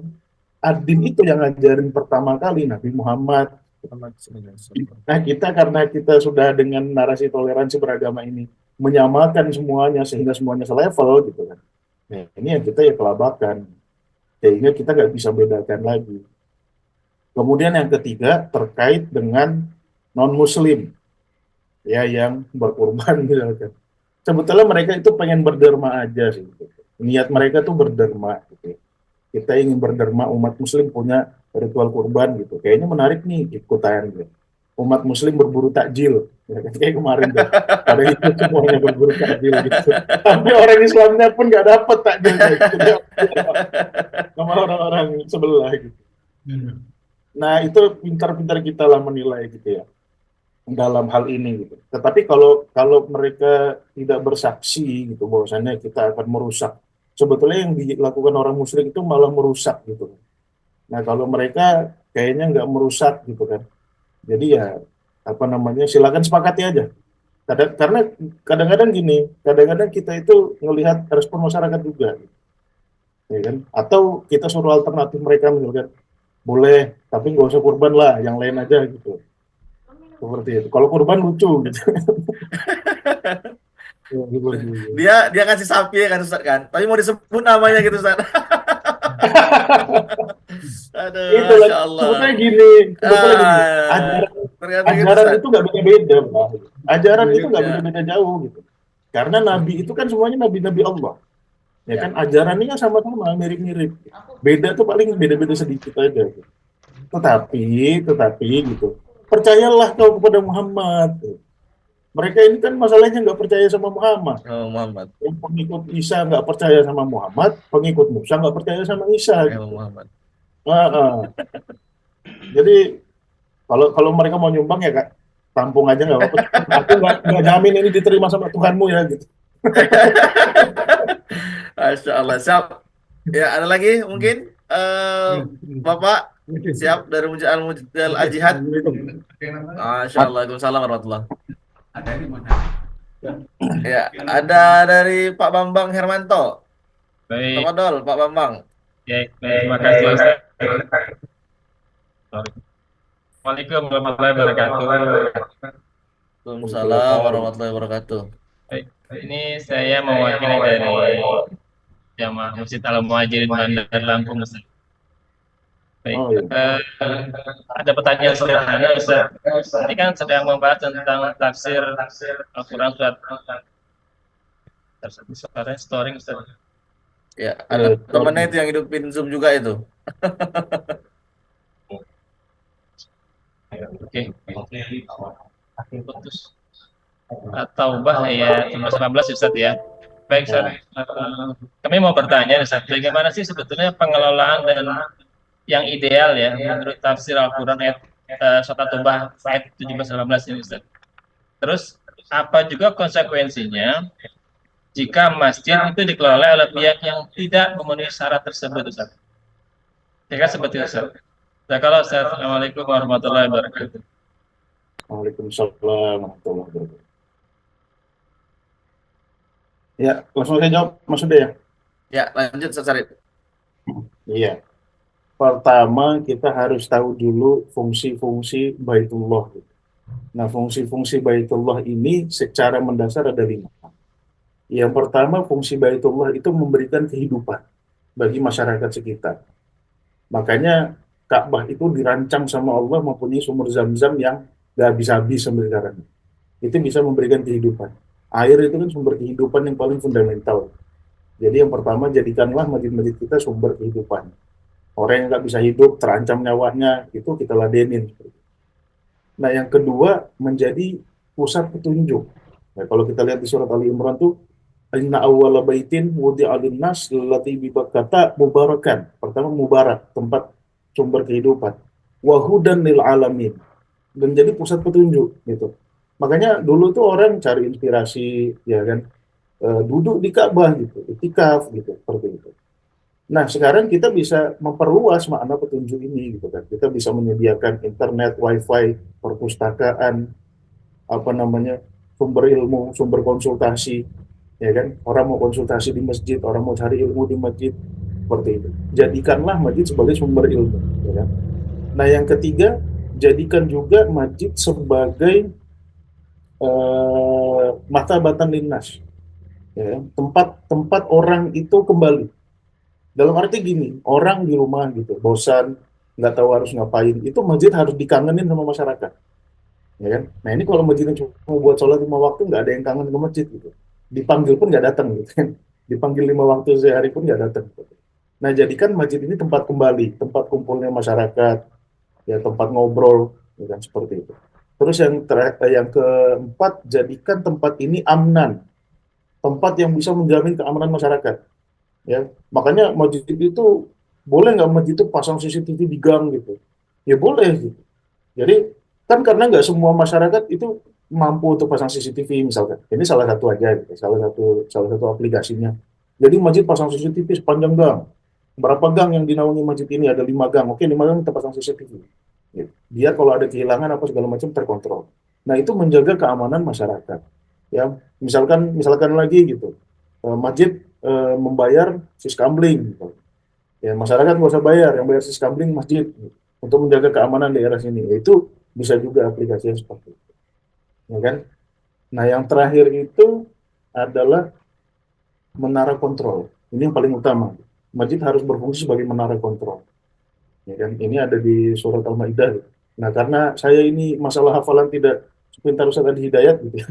Jadi kalau mau tahu 5 fungsi masjid ini, yang mana ayat-ayatnya sudah saya rangkum di buku saya. Nah, saya nggak jualan, tapi kalau teman-teman mau dapatkan ilmunya, boleh. Masya Allah. Seperti itu. Nanti kita Jadi kita fungsinya share 5 ini. linknya. Nah, begitu Ustaz. Siap. Bambang. Ya, ada lagi Ustaz Bambang mungkin? Baik. Mudah-mudahan kami dapat bagian bukunya. Siap, siap. Insya Allah nanti Amin. bisa tetap bercerita bersama teman belajar. Masih ada sesi selanjutnya. Kita selanjutnya sama Bang Irfan Ritonga dari Medan ini. Assalamualaikum Wih, Bang. Waalaikumsalam warahmatullahi wabarakatuh. Apa kabar? Ustaz Nur Huda, Kang Alhamdulillah Syarif. sehat Bang. Ini kemarin aduh. datang kali kelas belum bisa apa nih dijumpai. Mohon maaf mohon izin ini Bang Irfan. Alhamdulillah, apa? Jadi begini, Ustaz Muhammad Syarif, terkait cerita tentang Ustaz Nur Huda tadi, yang istilahnya mau mendonasikan seperti sapi. Ya. Nah, kita ingin memutuskan itu supaya tidak, apakah kita terima atau itu sebagai hadiah dari mereka, karena itu kan di dalam Al-Quran juga seperti yang Ustaz Syarif sampaikan, wala tardo'an kal yahuda wa nasara hatta tabi'a millatahum gitu ya, sampai tidak menyebutkan agama itu ya, sampai tidak menyebutkan ajib ya. Nah, apakah dengan kondisi yang diceritakan Ustaz Nurul Huda tadi kita terima, atau itu sebagai hadiah buat yang menerima, seperti itu Ustaz Ahmad Syarif? Mohon petunjuknya Ustaz. Syukran. Assalamualaikum. Waalaikumsalam. Salam warahmatullahi. Banyak di Medan rupanya terjadi ya. Lanjut Ustaz Syarif. Jadi gini, apa namanya? Pertama ya, dalam konteks halal haram. Karena kita kan mikirin halal haram nih kan, karena hewan kurban itu akan dibagikan gitu. Dalam konteks halal haram gitu, konteks kemusyrikan ini ada dua. ada hewan yang disembelih untuk sesembahan lain, gitu. Ada hewan yang disembelih untuk karena Allah, gitu ya. Nah, hewan-hewan yang disembelih tidak mengatasnamakan Allah, gitu ya. Ini bukan hanya secara harfiah kita sebut Allahu Akbar, gitu. Akan tetapi ketika hewan yang kita sembelih ini bukan untuk hal-hal yang dibolehkan oleh Allah untuk dikonsumsi, gitu, untuk disedekahkan ke orang misalkan. Nah, kalau tidak di atas namakan Allah seperti itu nggak boleh. Walaupun nyembelihnya baca Bismillah. Contoh gitu ya, ada sesajen, ya kan, kepala kambing sembelih dibuang ke laut, ya kan, itu biar nyembelihnya baca Bismillah gitu. Itu kambing itu tetap haram karena dia diperuntukkan untuk yang bukan Allah. Begitu juga buah-buahan, ya kan. Kalau saudara-saudara kita Chinese itu kan biasanya pakai buah-buahan ditaruh di depan rumah, ya kan gini. Itu pun haram juga gitu. Karena buah-buah itu tidak diperuntukkan untuk Allah gitu, untuk tujuan-tujuan yang Allah benarkan seperti itu. Nah, kalau hewan atau buah-buahan ini ditujukan kepada hal-hal yang dibolehkan oleh Allah gitu, walaupun datangnya dari non-Muslim, apalagi dari ahlul kitab misalkan. Kalau makanan ahlul kitab kan halal bagi kita gitu, halal Yahudi, Nasrani gitu. Tetapi asalkan ini ditujukan untuk, ya itu tadi, hal-hal yang diperbolehkan seperti itu. Nah, kalau nanti misalkan nerima gitu, tetapi bilang aja ini kita akan sedekahkan ya untuk ini. Yang penting untuk hal-hal yang diridhoi oleh Allah lah gitu. Nah, dia jawab iya gitu, oh, ya udah nggak apa-apa, gitu. Terima aja. Seperti itu. Yang nggak boleh itu kalau kita lempar ke gunung, taruh di bawah pohon beringin, nah itu nggak boleh. Ikut-ikutan ritual Ya, mereka gitu katakan, ya, Ustaz ya. Ikut-ikutan ritual mereka itu kita nggak boleh tuh. oh, iya. Siap, Ah, siap, ah. siap. Tapi kalau mereka Asal ikut-ikutan ritual kita nggak apa-apa. Ya, kita ikutan mereka yang nggak boleh. salah Ustaz. Betul, Ustaz. Ya, gimana Bang Terima kasih. Irfan? Oke, Betul, alhamdulillah ya. Ustaz. Makin Nah, banyak ini tapi ternyata nih ya cerita. nanti dibilangin Bang Irfan gitu. Jangan cuma kurban aja gitu. Syahadat juga dong gitu. Iya, iya. Nah, Siap, Ustaz. Ya, alhamdulillah nih, masya Allah tadi yang duluan masjid mana nih tadi ya? Kalau jadi lupa saya nih. Al-Muhajirin Cikampek ya tadi duluan ya. Ya, Fadol Al-Muhajirin Cikampek. Ya Ustaz, Assalamualaikum warahmatullahi wabarakatuh. Waalaikumsalam warahmatullahi wabarakatuh. Ya, dari Masjid Cikampek, Muhajirin Ustaz, dengan teguh, ada yang ingin saya tanyakan sehubungan dengan surat At-Taubah tadi yang dibahas. Saya tertarik dengan perebutan pengambilan kekuasaan dari penguasa non-Muslim ya, Ustaz ya. ya, Melihat situasi saat ini, justru saya tertarik dengan kondisi yang terjadi di Palestina, Ustaz. Sudah terlalu lama Israel menguasai dan merusak Palestina, khususnya Gaza. Bahkan ratusan masjid dihancurkan dan dikuasai oleh mereka. Yang ingin saya tanyakan, apa yang sebaiknya kita lakukan sebagai umat Muslim, khususnya yang ada di Indonesia, untuk melaksanakan sesuai dengan ayat atau yang tadi disampaikan, Ustaz. Terima kasih. ya, terima kasih. Gitu. Yang Ya, bisa kita Fadol, lakukan cuma menghimbau kepada para pemimpin-pemimpin gitu, yang punya kekuatan militer.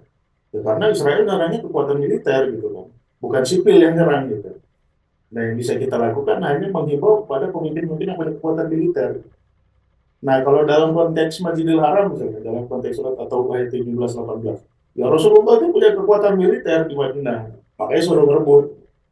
Dan Rasulullah turun, orang-orang Muslim turun gitu, 10.000 bayangin. Ketika Fathu Mekah itu kan 10.000. Siapa yang mau lawan gitu kan? Pasukannya udah kuat, gitu. Apa namanya? Dedengkot preman-preman udah pada masuk Islam, gitu. Umar, Khalid udah pada masuk Islam semua, gitu. Nah, jadi nggak ada yang berani sebenarnya. Nah, apa yang perlu kita lakukan tadi, himbauan aja.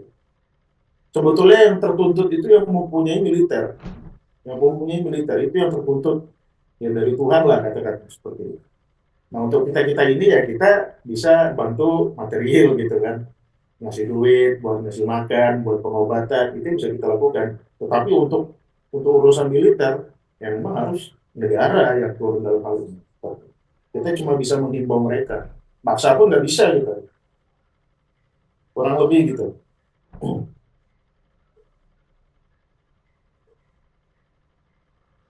Ya, Mas Nolda. Ya, terima kasih. Masya Allah. Ah, Waalaikumsalam warahmatullahi wabarakatuh. Nah, sekarang dari Baban SA. Baban SA. Silakan, Bang.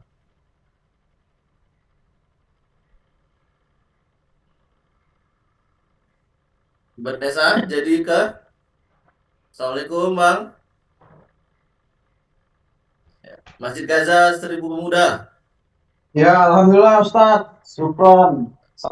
Oh, Assalamualaikum siap. Oh, warahmatullahi Bang. wabarakatuh. Waalaikumsalam warahmatullahi wabarakatuh. Ini Ustadz, karena tadi membahas tentang bahwasanya yang memakmurkan masjid itu orang beriman. Jadi kan Anda coba share-share tentang hadis. Kebetulan jumpa dengan hadis yang isinya ini Ustadz. Boleh Anda kirim Ustadz ya? boleh, Ke chat Siap, Ustadz ya? siap. Ya, share ke kolom chat aja. Ana mau tahu ini kedudukan hadisnya gimana, statusnya Ustadz. Karena Ana dari dulu jadi khawatir gitu kan. Ustadz ya. Nah, itu Ustadz. Udah Ana kirim ke chat. Yang isinya akan datang suatu masa di mana manusia berkumpul di masjid, namun tidak ada di antara mereka yang benar-benar beriman. Hadis riwayat Al-Hakim. Ana minta penjelasannya tentang ini, Ustaz. Ya, betul, Ustaz Salim. Iya, beriman gak beriman ini kan ukurnya susah ya. Orang lain kalau disuruh nilai susah gitu. Yang bisa mengukurkan ke dalam gitu. Kita dalam diri kita sendiri gitu ya. Sudahkah, ya kan? Sudahkah kita termasuk dalam orang-orang beriman gitu. Kalau nilai orang kan susah gitu. Kita nggak ngikutin dia kemanapun dia pergi. Nah, kemudian ayat ini ya udah apa namanya maksudnya silakan refleksi, jadikan refleksi untuk ke dalam gitu. Sedangkan untuk keluarnya ya sudah gitu. Bagaimana kita memfungsikan masjid gitu aja. Gitu. Nggak apa-apa orang datang misalkan orang baru insaf gitu datang ke masjid cuma untuk makan gitu. Karena masjid ini menyediakan prasmanan, nggak apa-apa itu masuk aja. Gitu. Besok-besok diedukasikan seperti itu. Jadi untuk menilai orang ini memang susah lah, ribet aja. Kita ini memang sulit juga untuk nilai orang gitu. Yang penting refleksi ke dalam saja. Dan refleksinya dalam program-program masjid ya adalah kemampuan masyarakat. Seperti itu. Kita nggak usah mikirin jauh-jauh.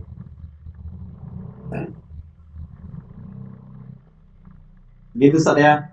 Ya. Karena kan yang Anda tahu kan rujukan kita kan Al-Quran dan hadis kan Ustaz. Ya. Jadi dengan adanya hadis ini kita sebagai apalah yang menjadikan Rasulullah itu tauladan, begitu juga dengan hadis-hadisnya. Sikap kita dengan hadis tersebut gimana harusnya Ustaz? Itu tadi yang mau Anda juga sebenarnya. Ya nggak apa-apa, percaya gitu. Tetapi ketika ada orang mau ke masjid misalkan, apakah harus kita sortir kamu beriman nggak? Gitu. Kalau nggak beriman nggak usah ke masjid. Gitu. Kan susah. Gimana ukur beriman atau enggaknya? Begitu Ustaz. Nah. Maka kita bisa jadikan dia beriman gitu ya, selamat ya, Sarif ya. Perang aja kan Rasulullah nggak mau ribet. Nasrani pun diizinkannya perang, ya kan?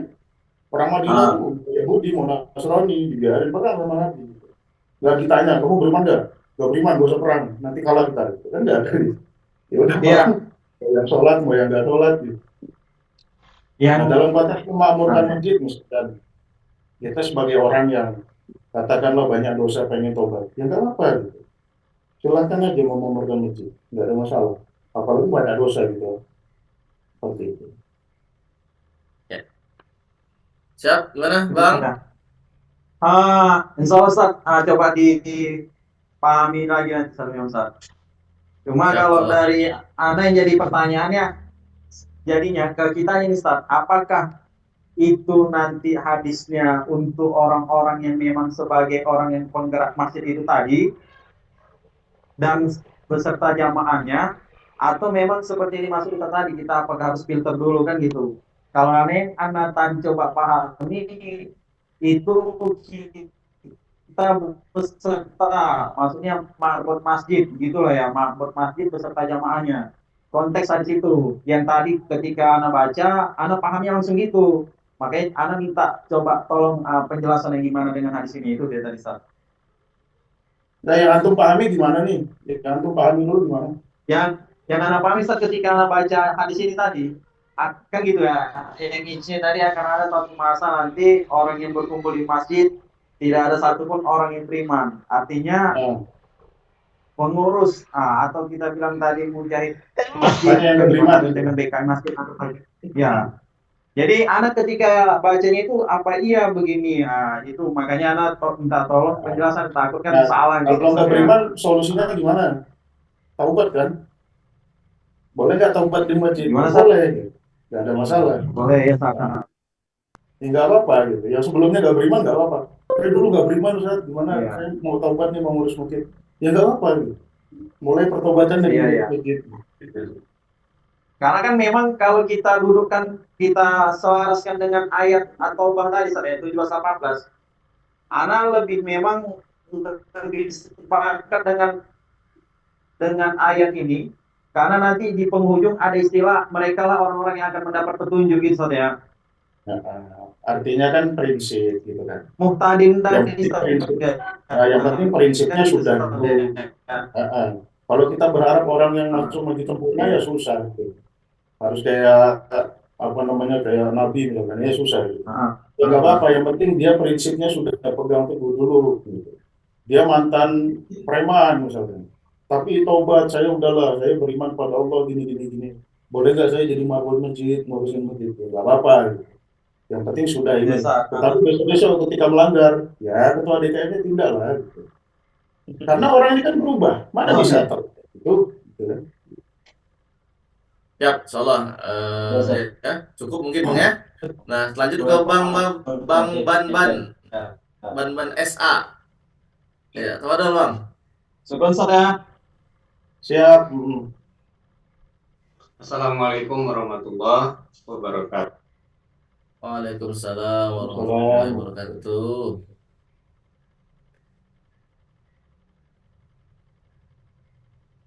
Ya, mute. Mute, Pak. Masih ke mute tuh Bang. Masih mute, Pak.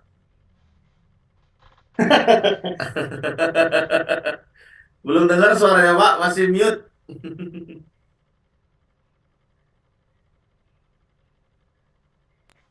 Ya sudah. Ya, udah. Nah, Oh, berarti dari awal saya ini ya. Ya. Sebenarnya pertanyaan saya yang ingin saya sampaikan sudah terjawab tadi dengan uraian tentang implementasi ayat, gitu kan ada 5 poin tadi. Jadi cuma pertanyaan karena pertanyaan beda, jadi kalau saya kan rumusan dasar PMD dari pemberangkatan ayat tersebut gitu seperti itu.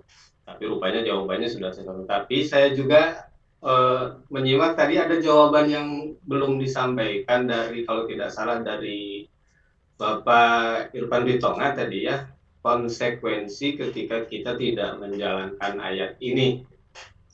Nah, itu barangkali belum dijawab. Ya sekaligus saja barangkali saya ikut dengan pertanyaan tersebut gitu.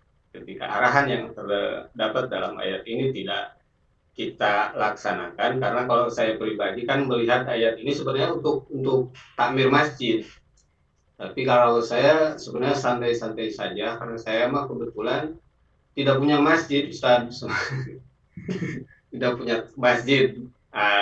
Jadi saya mah lebih tertarik ke merebut masjid, jadi dalam tanda kutip tadi judulnya ini.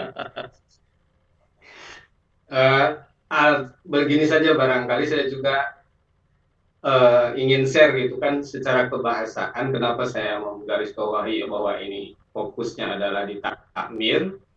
Kalau saya memahami ayat tersebut dari secara kebahasaan kan kata innama itu lil hasr gitu kan, untuk menyempitkan sesuatu, sehingga sering dalam terjemah kita dapati hanya gitu kan. Sesungguhnya yang bisa memakmurkan masjid itu hanya, nah, orang-orang yang disebutkan dalam ayat ini. Jadi saya sendiri mungkin ya nanti bisa diperdalam lah sama Ustadz pematerinya tentang itu. Kalau saya memahami dari ayat ini ya mungkin ya ini autokritik buat kita-kita. Sebenarnya kalau kita tidak menjalankan ayat ini ya masjidnya tidak akan makmur gitu.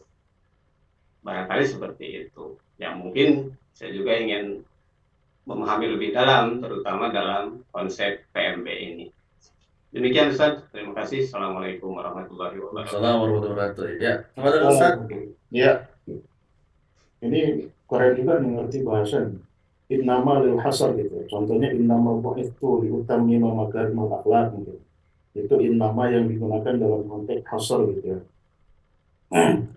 Nah, sedangkan innama yang di sini apakah hasar juga? Iya hasar juga gitu. Tetapi untuk orang-orang iman, untuk orang-orang yang beriman. Nah, orang-orang yang beriman ini luas gitu. Nah, kemudian yang kedua, apakah ganjarannya ketika kita tidak melakukan ini? Pertama, jelas akan dimusuhi masyarakat ya. Kalau kita melakukan hal-hal kemusyrikan di masjid, jelas kita akan dikeroyok orang gitu. Minimal dilaporin ke polisi seperti itu. Nah, yang kedua, memang ada beberapa masjid yang pasif gitu. Jadi tingkatannya itu gini, ada yang aktif, ada yang pasif, ada yang rusak gitu. Yang aktif ya alhamdulillah kayak masjidnya Ustadz Nurul Huda itu udah aktif gitu. Nah, ada yang pasif. Pasif aja, jadi masjid 5 waktu aja, tapi nggak merusak gitu. Tetapi nggak datangkan manfaat juga gitu. Masyarakat pun nggak hadir, oh ada masjid di situ. Gitu. Nah, yang terakhir ini yang rusak. Nah, ini yang nggak boleh. Nah, yang rusak ini namanya masjid diror. Masjid diror itu ya kerjaannya berantem aja. Udah pengurusnya berantem, bikin jamaah berantem lagi gitu. Nah, ini yang nggak boleh seperti itu. Kalau masjidnya pasif aja, ya nggak apa-apa gitu. Tetapi yang nggak datangkan manfaat juga. Yang nggak boleh yang masjid diror tadi. Itu kurang lebih Ustaz. Ya, berarti Pak Baban ada andilnya juga nih. Nah, bukan gara-gara jadi jamaah, harus juga mencegah Pak. Nah, nanti jangan sampai masjid yang Bapak sholati jadi masjid diror. Nah, jamaah gaduh sama DKM-nya. Masya Allah. Alhamdulillah. Gimana Pak Baban? Ya, cukup insya Allah. Terima kasih, jazakumullah khairan. Ya, siap insya Allah. Mudah-mudahan besok materinya lebih dalam lagi terkait dengan At-Tabalak 17-18. Ya, ada lagi terakhir mungkin Pak Wiwit dari Soreang. Tafadhol Pak Wiwit.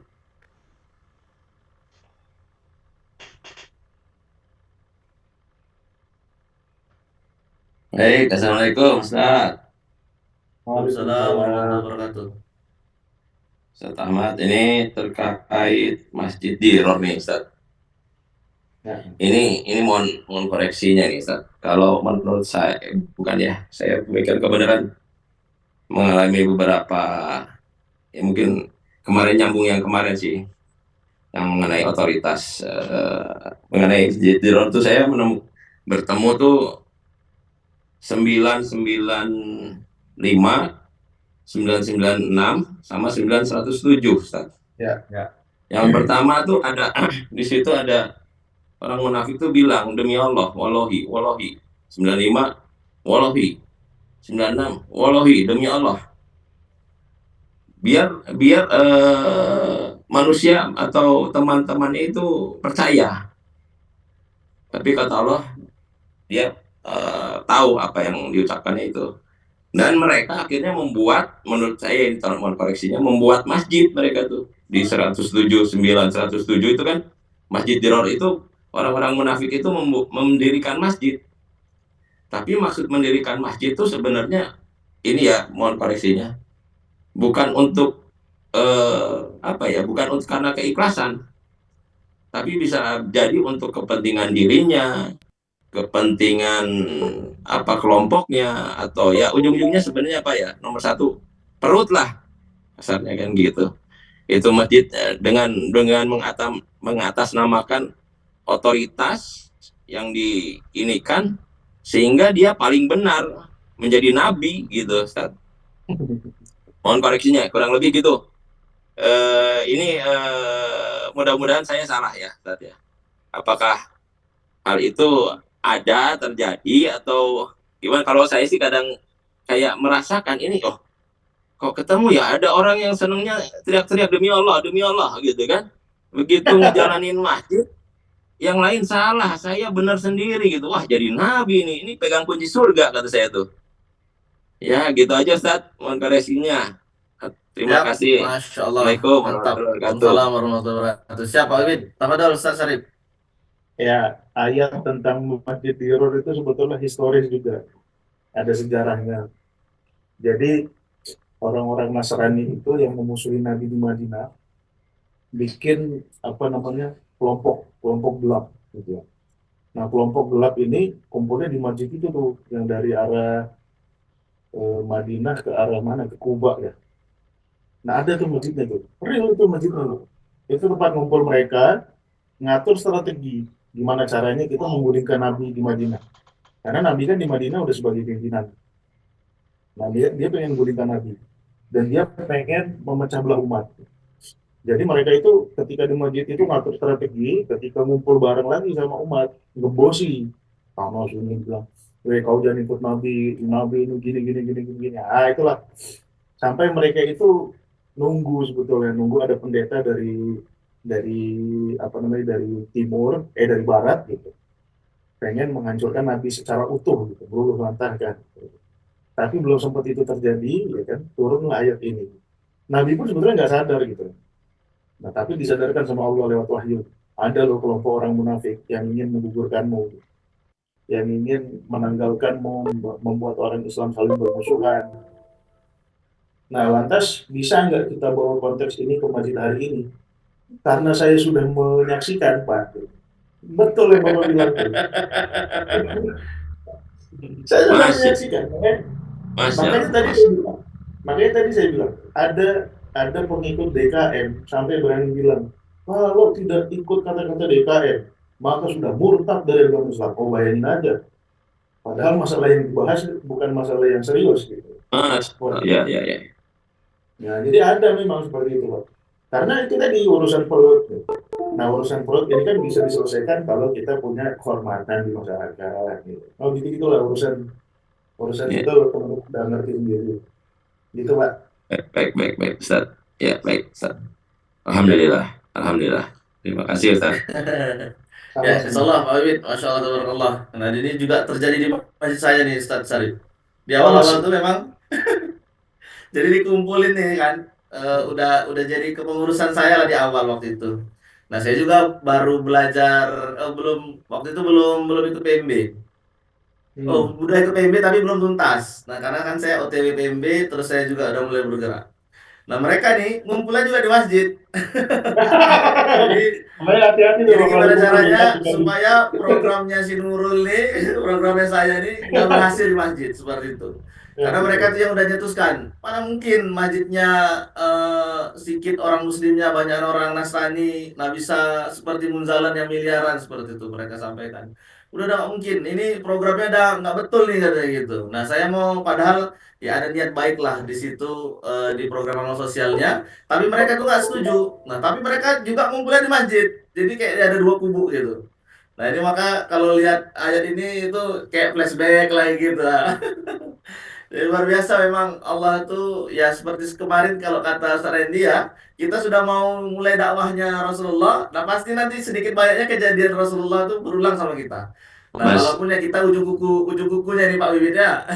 ya, ya, ya, ya, Nah, ya. karena iman kita juga yang sedikit ya. Nah Allah Ya. nyesuaikan ini sama iman kita dan kawan-kawan. Insya Allah mudah-mudahan berkah Pak Wibit. Amin, amin ya Allah, amin ya Ya, Allah. mungkin Ustaz. kita cukupkan ya diskusinya. Insyaallah kita dengarkan closing statement dari Ustadz Ahmad Syarif terkait dengan materi kita malam hari ini. Tafadhol Ustadz, closing statement. Ya, intinya kan kembali ke tiga tipe ya yang saya katakan tadi. Yang pertama ada masjid yang sudah aktif gitu. Nah, itu dibersamai. Teman-teman yang belum punya masjid membersamai masjid yang aktif itu akan lebih powerful gitu kan. Kemudian yang kedua masjid pasif gitu. Kalau masjid pasif kemudian DKM-nya pemikirannya terbuka, teman-teman datangi jalin silaturahim. Nah, bangun peradaban di situ. Nah, kalau ada masjid biror gitu kan, itu teman-teman selamatkan masyarakatnya gitu. Ya kan? Selamatkan masyarakatnya biar tidak jadi masjid biror gitu. Seperti itu. Ya kan? Ustaz Nurul Huda alhamdulillah sudah menyelamatkan Masjid Al Ikhlas gitu. Dari kelompok-kelompok biror. Nggak tahu masih ada apa enggak tuh kelompoknya di masjid itu. Qadarullah Ustaz meninggal satu-satu Ustaz, izin Allah. Saya Memang juga ya bahaya. Allah, naudzubillah min Kalau dzalik. sudah kalau sudah usahanya itu pengen apa ya, pengen menghancurkan masjid, ya udah Ya surat lawannya Al-Fil. Allah. Surat Masya Al-Fil Allah. udah diikat pasti sama Allah. Jadi meninggal satu-satu. Udah meninggal Wow. semua Ustaz Sarip, ini ada lagi Ah, sekarang. Muncul lagi. aduh. Nanti tahu aja, hati-hati gitu.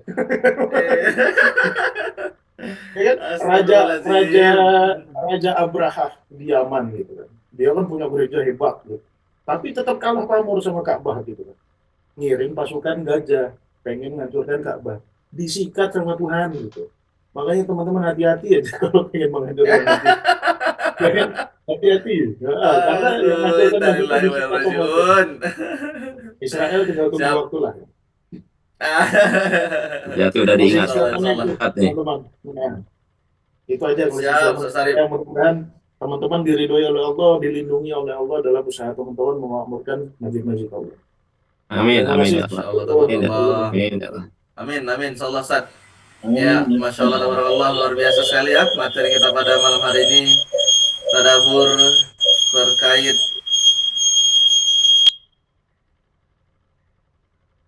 ya, tadabbur terkait surah At-Taubah ayat 17 yang dan 18. Insya Allah mudah-mudahan semakin semangat kita bergerak. Kenapa? Karena tadi SOP-nya dari Allah, ceritanya cerita berulang ya. Kalau dari pengalaman teman-teman tadi ada Pak Wiwit ya, pengalaman saya pribadi juga. Nah, ini insya Allah cerita berulang saja. Nah, cara cari cerita berulang itu seperti apa cara menghadapinya? Ya, balik lagi ke Quran. Baca Qurannya, insya Allah buka-buka lagi, ingat-ingat lagi, tadaburi lagi. Lalu bisa juga beli bukunya Ustadz Syarif nanti ya. Nah, itu komplit nanti dibahas sama beliau. Nah, nanti insya Allah silakan Ustadz Syarif boleh dikirim link Shopee-nya, link Tokped-nya atau nomor Ustadz Syarif. Tadi beberapa ada teman-teman yang komen insya Allah mau beli bukunya Ustadz Sarip. Ya, insya Allah Ya, mudah-mudahan berkah ya. Karena bukunya Ustadz Sarip ini sangat menginspirasi ya teman-teman masjid. Di situ beliau kumpulkan ayat-ayat kemasjidan dan juga ada juga tadabbur tentang sholat. Nah, Masya Allah nanti boleh komunikasi. Ya, mungkin bisa ditinggalkan kotaknya Ustadz Sarip di kolom chat. ya boleh. Saya tinggalkan aja Nah, kontak saya ya. siap. Nanti langsung order ke Ustadz Sarip. Ya, sekali lagi jazakumullah khair Bapak Ibu semua, jazakallah khair Ustaz Ahmad Syarif. Insyaallah Zoom kita masih panjang ini baru 3 pertemuan, ada 13 pertemuan. Jadi sehat-sehat semua sahabat masjid, mujahid masjid ya, jaga kondisi tubuh, jaga kondisi badan, yang nonton bareng ya sambil-sambil jangan minum kopi terus. Bisa diganti sesekali dengan jahe ya, jahe hangat ya, insyaallah udah ada kemarin yang dapat hadiah dari Kebun Ben. Nah, nanti tunggu hadiah selanjutnya. Ya, mudah-mudahan nanti ada hadiah lagi ya dari teman-teman dari Santri Terbuka untuk teman-teman yang nobar. Jadi tunggu nanti apa namanya instruksinya seperti apa. Nah, jadi jangan sampai nggak hadir. Mudah-mudahan berkah semua untuk kawan-kawan semua yang untuk Ustadz Ahmad Syarif juga insya Allah mudah-mudahan Allah jaga selalu niatnya, Allah berikan kelapangan rezeki yang banyak berkah berlimpah tanpa bermaksud kepada Allah, dan juga insya Allah jadikan anak cucunya keturunan soleh soleha para ahli Quran dan juga selalu dalam lindungan dan kasih sayang Allah insya Allah, amin ya rabbal alamin. Insya Allah alhamdulillah kita tutup Zoom meeting kita pada malam hari ini dengan sama-sama mengucapkan alhamdulillah alhamdulillahirobbilalamin. Wafaratul majelis. Subhanakallahumma wa bihamdika asyhadu an la ilaha illa anta astaghfiruka wa atubu ilaik. Ya alhamdulillah insyaallah setelah ini kita sama-sama nanti bisa bersilaturahim dengan teman belajar nih, sepertinya ada Kiai Bung Ben, ada Ustaz Haris juga nih. Nah, assalamualaikum Ustaz Haris, kita sapa dulu nih teman belajar pada malam hari ini. Assalamualaikum, Ustaz Haris. Join kah? Waalaikumsalam. Siap. Masya Allah. Alhamdulillah. Sekarang ini, insya Allah di sini kita on video. Siap. Insya Allah Ustaz Haris sudah join di Zoom meeting kita ya. Nah, mohon izin dan Bapak Ibu semua nanti insya Allah dilanjutkan teman belajar oleh Ustaz Haris. Boleh diskusi bebas. Nanti saya juga kembali lagi izin beres-beres dulu ke belakang ya. Nah, sekali lagi jazakumullah khair semua. Insya Allah kita tutup. Wabillahi taufiq wal hidayah. Assalamualaikum warahmatullahi wabarakatuh. Terima Recording kasih Ustaz Nurul Huda, makasih teman-teman, izin Ya, pamit. Ustaz. Sehat Ustaz. selalu. Assalamualaikum. Assalamualaikum warahmatullahi wabarakatuh. Ya, alhamdulillah Ustaz Haris, tafadhol.